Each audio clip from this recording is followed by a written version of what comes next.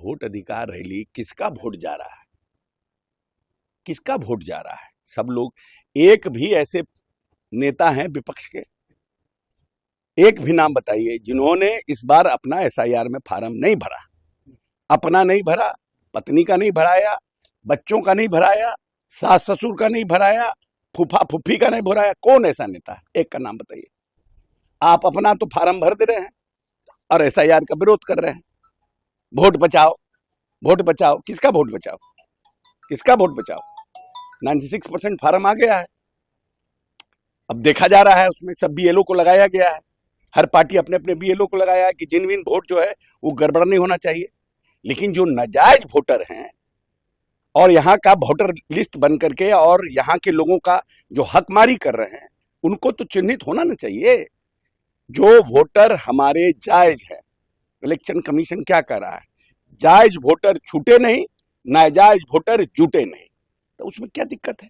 आप अपना ही ऐसे ही झूठ मूठ का हवा पानी दे रहे हैं, पहले ही से हार मान लिए हैं तो रोड पे उतर रहे हैं। इस बार इनका यादव भी आधा से ज्यादा टूट के इधर आएगा, मुसलमान भी आधा से ज्यादा टूट के वोट करेगा। अरे चुनाव आयोग को वही तो कह रहे हैं कि आखिर में व्हाट इज द इशू? आप पार्लियामेंट चलने नहीं दिए, आप विधानसभा चलने नहीं दिए, जबरदस्ती ऐसे ही परसेप्शन बना रहे हैं। जैसे आप लोगों ने पिछली बार चुनाव में सोचा कि संविधान खतरे में है, संविधान खतरे में करके पब्लिक को भरमा लिए थे, तो एसआईआर खतरे में है, वोट खतरे में है, तो इसे झूठ मूठ का भ्रम पैदा कर रहे हैं। जब फाइनल लिस्ट निकलेगा तो सब लोग देखेगा कि हमारा नाम है, तो पूछेगा नहीं इनसे, तो कहेंगे कि हम लोग प्रोटेस्ट ऐसा किए इसीलिए सबका नाम नहीं कटा। अरे कोई इंटरेस्ट ही नहीं है नाम काटने में। सुप्रीम कोर्ट का फैसला अभी आने वाला, वही कह रहे हैं ना कि जो चीज न्यायालय में लंबित है उसकी चर्चा क्या विधानसभा में हो सकती है? विधानसभा कार्य संचालन नियमावली देखिए, लोकसभा के कार्य संचालन नियमावली को देखिए कि क्या कोई पेंडिंग रहता है सुप्रीम कोर्ट में matter, can we discuss on this house in the assembly and Lok Sabha? और अगर ये परिपाटी आप शुरू कर दीजिएगा तो कोई भी केस लंबित होगा उसमें होगा, तब तो फिर जुडिशरी और क्या नाम है एग्जीक्यूटिव और इसमें आपस में क्या नाम है लेजिस्लेशन में लड़ाई होगा।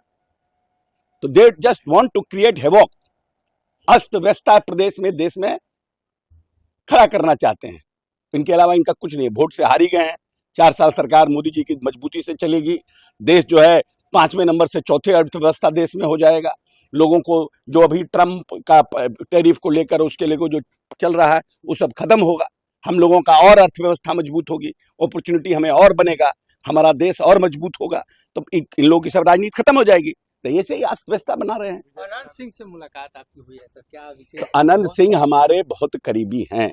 हम जब से हाफ पैंट पहनते हैं, याद है जब बिहार पीपुल्स पार्टी बना था तो इनके यहाँ के एक उम्मीदवार हमारे बजबीघा में जब मेरे पिताजी चुनाव लड़ रहे थे तब उनके यहाँ के मुकामा के एक व्यक्ति हमारे यहाँ चुनाव लड़ रहे थे। लेकिन अनंत सिंह से पहले से उनके भाई दिलीप सिंह से भी मेरे पिताजी का अच्छा संबंध रहा था, तो मेरा एक पारिवारिक संबंध है। जेल से छूटे थे, व्यक्तिगत रूप से मिलने गए थे, इसमें कौन बड़ी बात है? हम पहले भी बोल चुके हैं। नहीं, टिकट का निर्णय नीतीश जी को करना है, ललन बाबू को करना है, क्योंकि उनका लोकसभा क्षेत्र है। ये टिकट का निर्णय वो दोनों करेंगे, उनका काम है।